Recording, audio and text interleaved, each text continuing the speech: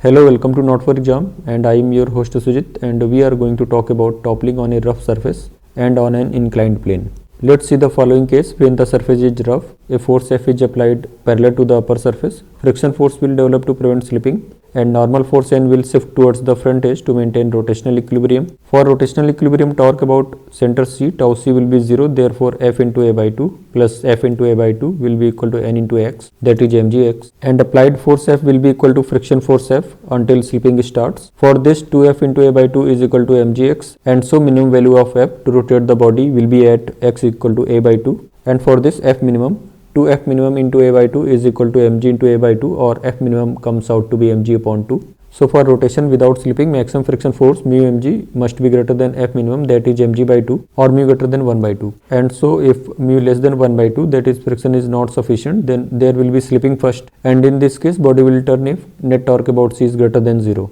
That is mu mg into A by 2 plus F into A by 2 minus N into A by 2 greater than 0, or mu mg plus F minus mg greater than 0, or F greater than mg 1 minus mu.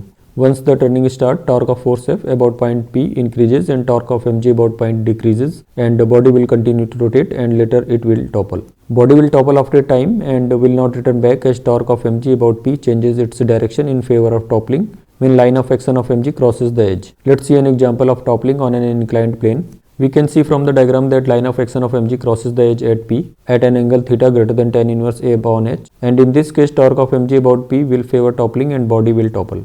Thanks for watching Not for Exam, and we will see you next time.